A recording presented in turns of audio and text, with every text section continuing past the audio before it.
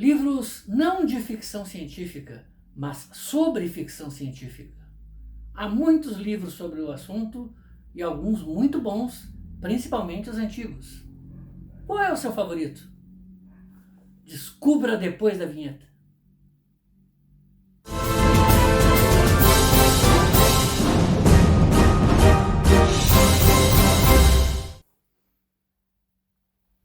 Semana passada eu estava num papo com a Daniela Matos, do blog Sabe o Quê? Um blog de livros, ela tem também o canal blog Sabe o Quê? No Instagram, né? Que é onde foi a nossa conversa. E papo vai, papo vem, acabou surgindo a pergunta quais são as minhas influências como escritor e como é que começou também o leitor, Gilson Luiz da Cunha. Bom, eu comecei a ler, na verdade, de um jeito mais ou menos aleatório, ficção científica, lá pelo final da década de 70. Mas eu me tornei um leitor sistemático a partir do meio dos anos 80.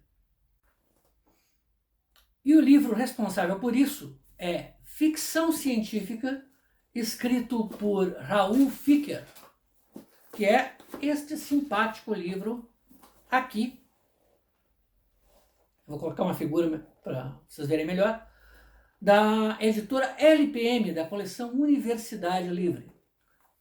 Este livro, Ficção Científica, cujo título completo é Ficção, Ciência ou uma Épica de Época, esse livro é um pequeno tesouro. Eu encontrei esse livro na biblioteca do cursinho, quando eu estava fazendo um cursinho pré-vestibular. E foi uma coisa apaixonante, porque além dele fazer uma revisão excelente a respeito do gênero, a respeito das origens históricas da ficção científica, dos seus principais autores, seus principais subgêneros e estilos. Além de tudo isso, esse livro é muito bem escrito, é uma leitura extremamente fluente e agradável, e o Dr. Raul Ficker, ele consegue apresentar o gênero, para quem não sabe nada do gênero, para quem é um mero leitor casual, ou para aqueles mais interessados em saber um pouquinho mais a respeito da ficção científica, ele apresenta com uma fluência, uma elegância raríssimas da gente encontrar por aí. E é extremamente agradável a escrita dele, e inclusive ele usa muito de bom humor e ironia, e isso é uma coisa que realmente eu acho que cativa o leitor. E ele faz uma lista muito interessante dos principais temas e autores e dentro de uma perspectiva histórica da ficção científica, sem deixar de perder o rigor acadêmico. Então, por isso eu recomendo, é um excepcional livro. Talvez ele possa ser encontrado ainda nos sebos físicos ou nos sebos virtuais da internet. Eu recomendo que vocês deem uma olhada nesse livro. Passados mais de 40 anos, ele ainda é... Desculpe, passados mais de 30 anos, ele ainda é um livro excelente sobre todos os aspectos. Recomendo.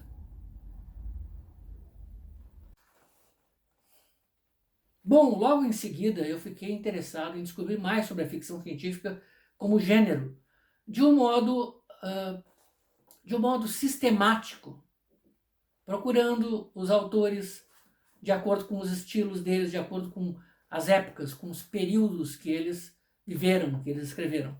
E logo em seguida eu encontro, na mesma época dos anos 80, no meio dos anos 80, eu encontro O que é Ficção Científica, da coleção Primeiros Passos. Esse livro ele foi escrito por Braulio Tavares, que é considerado o maior escritor de ficção científica vivo no Brasil. Um escritor premiado no exterior, traduzido para vários idiomas, e que, lá pelo meio dos anos 80, ele resolveu compartilhar um pouco da sua vivência no gênero, com este livro aqui, que, aliás, eu tive a grata felicidade de conseguir o autógrafo do autor quando ele esteve numa feira do livro em Porto Alegre. E é um livro muito interessante porque ele entra naquele nicho do ficção científica da coleção primeiros passos. Só que ele tem uma leitura que não investe tanto na questão acadêmica, mas numa apresentação informal do gênero.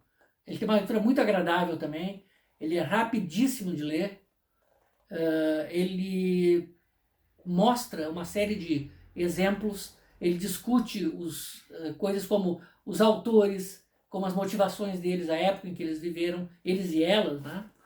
E discute uma coisa que eu acho muito interessante, que é a questão do preconceito contra a ficção científica, ou seja, a ficção científica como um gênero menor, né? Ele até tem uma frase que me marcou muito até hoje, como é que é? Flash Gordon é tão real quanto Madame Bovary, pois ambos são ficção. Não existe uma hierarquia entre as ficções, pelo menos, né? Eu não sou acadêmico, estou chutando, talvez até tenha, não sei.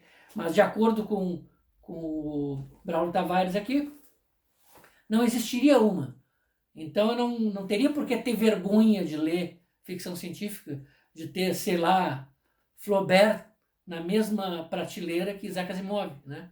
E ele discute de uma maneira muito bacana. Ele fala também um pouco do histórico da ficção científica, principalmente da ficção científica anglófona, né?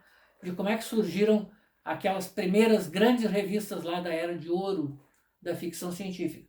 Então é um livro muito bacana, uma leitura leve e agradável, né? E que eu recomendo que vocês procurem por aí nos sebos da vida. E os anos 80 foram um período de grande efervescência na ficção científica, pelo menos na ficção científica visual, nas mídias como cinema e TV, e principalmente o cinema. A primeira metade dos anos 80 é considerada por muitos autores como a segunda era de ouro da ficção científica. A primeira foi lá nos anos 50, naqueles filmes B, em preto e branco, com aqueles efeitos especiais que hoje em dia são engraçados, mas foi um momento digamos assim, da primeira explosão no cinema. E a segunda veio, sem dúvida, nos anos 80, na primeira metade dos anos 80, né, com histórias como o Duna, em 1984, mais cedo, antes disso, eu destacaria Tron, eu também destacaria O Enigma de Outro Mundo, do John Carpenter, E.T., o Extraterrestre, do Steven Spielberg, né? Todas essas influências aí, elas acabaram chamando a atenção do público casual, o público que ia ao cinema, né? Que é o que mais tinha contato com a ficção científica, acabaram chamando a atenção dessas pessoas para a ficção científica literária também. Então, muito se escreveu de ficção e sobre ficção científica. E até mesmo no Brasil, tem aqueles 2 livros que eu citei, mas houve também um terceiro livro que eu considero uma pequena biblioteca, uma pequena enciclopédia da ficção científica, se vocês preferirem, dado a abrangência do conteúdo. E esse livro é Ficção Científica, de Gilberto Schroeder. Gilberto Schroeder escreveu um livro que, de certo modo, a gente pode dizer que é um desafio, porque ele trata não só da ficção científica literária, mas também de outras mídias, como o cinema, como a TV. E ele faz isso de um jeito enciclopédico mesmo. Ele aborda a história do gênero, ele aborda os seus principais autores, ele aborda os seus temas, né? E, além disso, ele faz uma revisão sistemática do gênero e ele coloca verdadeiros catálogos dentro desse livro, né? Uma coisa interessante é que, além dele discutir os conceitos, a gente vê coisas como, por exemplo, catálogo de invenções e termos de ficção científica. Então, coisas como carro voador, coisas como teletransporte, são as coisas mais simples que vocês vão encontrar aqui. Tem dúzias e dúzias de coisas extraídas, principalmente de romances, alguns conceitos que a gente sequer já viu e que mesmo o cinema ou a TV ainda não exploraram. Tem muita coisa na literatura que a gente ainda nem chegou a imaginar. Não satisfeito, o Gilberto Schroeder também cria um catálogo de planetas. Ele leu centenas, talvez milhares de livros ao longo de décadas, e isso até os anos 80. E ele faz ele faz um apanhado de, sei lá, centenas de mundos diferentes, descrevendo coisas como a ecologia, os habitantes, a flora, a fauna, etc. E é sensacional. Um exemplo aqui. Altai, Paul Anderson, Planeta Neutral. Tem uma boa metade de ambos os hemisférios coberta de gelo. A cintura tropical de estepe e tundra com tons que vão do bronze ao ouro velho.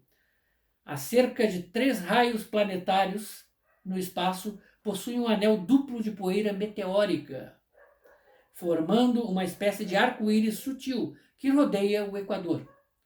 Tem 2 luas e se encontra a cerca de 300 anos-luz da Terra. Gira uma vez a cada 35 horas. Esse é um exemplo de uma infinidade de mundos aqui. Tem um, por exemplo, que eu não preciso de apresentações, né, para quem lê ficção científica. Arrakis, de Frank Herbert, por exemplo. Está aqui, né? Então, nossa, e as descrições são tão interessantes que fazem com que a gente queira ler não só aquele livro citado, mas também os outros livros desse autor, dada a descrição. E tem outra coisa incrível também, que é um levantamento das formas de vida extraterrestre de alguns livros, que ele faz um catálogo de alienígenas com uma infinidade de espécies. Você tá uma das mais famosas, Os Antigos, de H.P. Lovecraft, de Nas Montanhas da Loucura. Inteligentes, cerca de 2,40 metros de ponta a ponta, torso em forma de barril, com 1,80 m e 1 metro de diâmetro central e 30 centímetros de diâmetro nas extremidades. Cinza escuros, flexíveis e infinitamente duros. Asas membranosas de 2,10 metros, da mesma cor, que podem dobrar-se. Em torno do Equador, 5 sistemas de braços ou tentáculos flexíveis. E a descrição vai por aí, mas que são super detalhada. Ele chega a falar da história de algumas dessas civilizações, quando são formas de vida inteligentes e tal. Então, deixa eu ver o que mais. Ah, outra coisa, ele faz um levantamento de escritores também. Ele faz um catálogo das obras que ele tinha lido até lá 1986, que é o ano de lançamento do livro. E, olha, é muita coisa e muita coisa boa. Claro, muita coisa disso talvez você encontre na coleção Argonauta, mas tem muita coisa aqui que certamente nem chegou a ser traduzida para o português. Seja o português de Portugal ou o português falado no Brasil.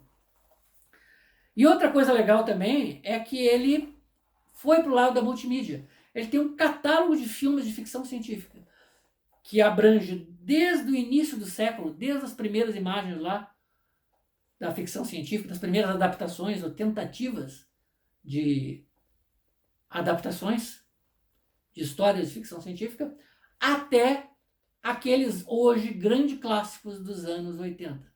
Uma das coisas mais legais é a gente garimpar pequenas joias desconhecidas.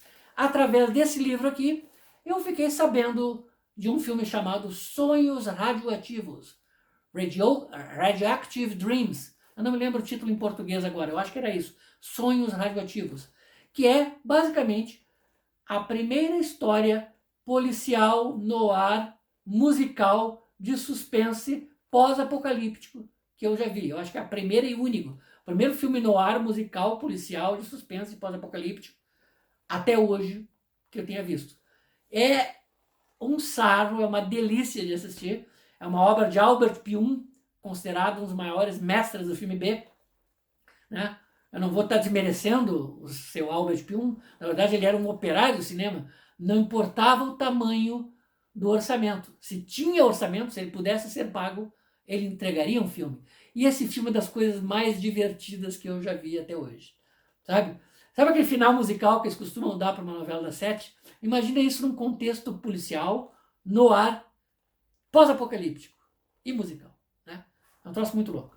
Então eu recomendo esse livro aqui, dada a versatilidade dele, a quantidade de temas que ele aborda é fantástica, é divertidíssimo, é uma delícia de ler. E eu já cheguei a comentar com o autor na internet algumas vezes, por que ele não fazia uma atualização desse livro, né? Bom, são mais de 3 décadas, eu imagino que uma atualização desse livro seria uma coisa meio trabalhosa de editar, mas ele tem muito material bacana no site dele, que é o Vimana, ou Vimana. Então anotem aí, Gilberto Schroeder Vimana, é o site dele. É um excelente site com resenhas de filmes, de livros, com ensaios, etc. Vocês vão encontrar muito, muito material legal. Numa linha mais acadêmica, vocês podem encontrar também o No Mundo da Ficção Científica. Eu disse acadêmica, me desculpe. Esse livro não chega a ser um estudo propriamente dito do gênero da ficção científica, mas ele é apresentado por um grande conhecedor da ficção científica anglófona, o L. David Allen. Eu comprei esse livro já em 1985, ele já não era muito novo. Eu comprei ele lá num sebo, na lendária banca Coletânea, lá do centro de Porto Alegre, que eu acredito que infelizmente não exista mais já, né? Faz algum tempinho. E esse livro foi lançado no Brasil em 1974 pela editora Sumos Editorial. Isso aqui. Então o L. David Allen ele faz uma revisão histórica do gênero, ele faz uma análise do gênero da ficção científica, ele também lista autores, mas uma coisa legal desse livro é que ele faz análises profundas de vários contos e romances do gênero. Ele fala também de livros premiados e também de livros que não foram premiados pelo Hugo ou pelo Nebula, mas que deviam ter sido premiados. Ele resgata aqui obras muito importantes. Esse livro conta também com um pequeno trecho adicionado no Brasil pelo autor Fausto Cunha, em que ele faz comentários sobre a ficção científica produzida no Brasil, da qual ele foi um dos maiores expoentes em sua época. Por essas coincidências da vida, um outro livro foi lançado no Brasil com o mesmo título do livro de L. David Allen. Eu estou falando nesse famosão aqui, No Mundo da Ficção Científica, escrito por Isaac Asimov. Esse livro ele é um livro bastante abrangente, ele trata da experiência de Isaac Asimov como autor, como leitor, como editor e como colega de outros autores de ficção científica.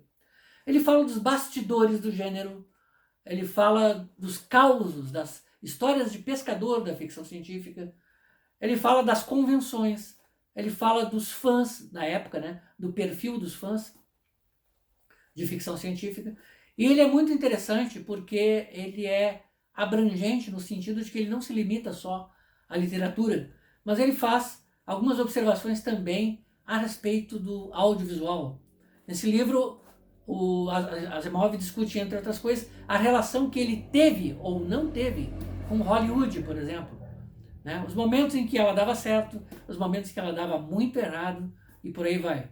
Eu fico imaginando o que ele acharia hoje de ter a saga da Fundação, por exemplo, sendo adaptada pela Apple TV.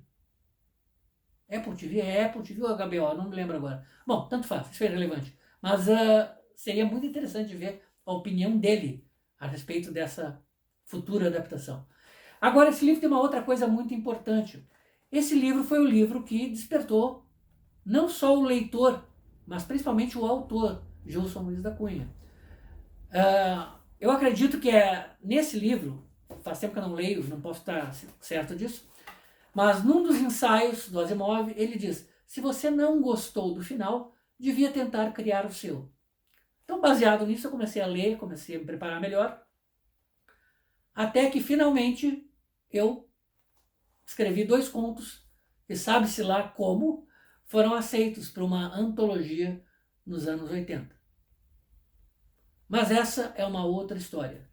Então eu recomendo todos esses livros aí, são dicas, sabe, é coisa boa mesmo. Eu sei que tem muitos livros interessantíssimos lançados no Brasil recentemente, mas como este segmento do nosso Café Neutrino é Os Caçadores do Sebo Perdido, livro novo aqui não tem vez. A minha função aqui é prestar um serviço de arqueologia literária, ou arqueologia do papel, né? Para que vocês possam cavocar o mofo com toda a segurança, usando máscaras, né? Muito importante. E que vocês possam procurar essas opções aí, principalmente nos sebos da vida. Então eu recomendo sebos físicos ou sebos virtuais, né? Vocês dêem uma procurada que vale a pena conseguir esses livros. Então esse é o nosso Café Neutrino de hoje, com o quadro Caçadores do Sebo Perdido. Até o próximo vídeo e muito obrigado por terem assistido.